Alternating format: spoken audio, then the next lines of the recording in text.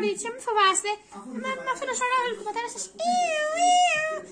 Αχ, μάνα, τι έγινε, μας πιάσανε, γιατί δεν κάναμε τίποτα. Όχι, κορίτσια, ηρεμήστε. Απλώς από πίσω μας είναι ένας κλέφτης και γενικά η αστυνομία. Καλά, καλά.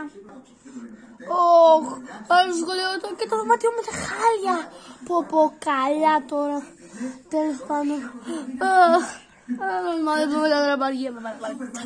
Τι μαμαντίο, μπαμπά. Πάμε, παιδιά. Όχι, πρέπει να τρέξω. Τρέχω. Πρέπει να τρέξω. Κύριε λεωφοροτζή, είμαι πίσω. Σταματήστε το λεωφορείο. Σταματήστε το λεωφορείο. Είμαι από πίσω. Σταματήστε το λεωφορείο.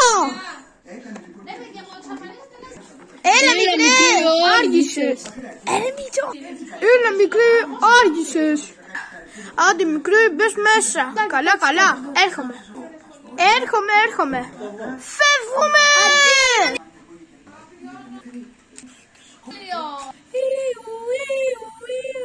Χαχα, δεν θα με πιάσετε ποτέ.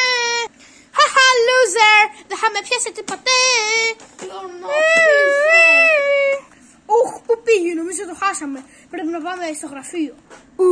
Νομίζω πως ξέφυγα πια. Ευτυχώς.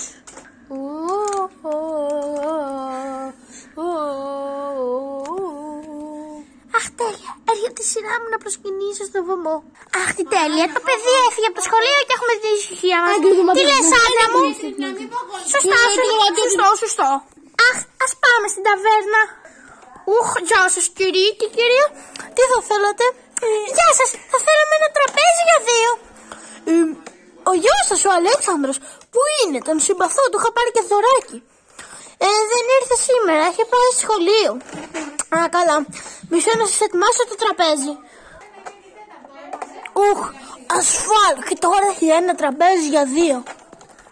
Αχ, ωραία, μόλις με ενημερώσαν πως το τραπέζι για 2 είναι έτοιμη. Μπορείτε να περάσετε. Αχ, τι τέλεια, άντρα μου, είναι φανταστικά. Έχεις δίκιο, γυναίκα μου. Έχεις φανταστικό δίκιο.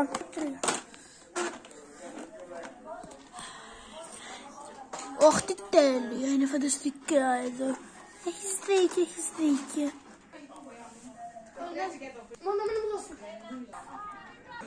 Αχ, τι τέλεια, παιδιά, κατεβείτε.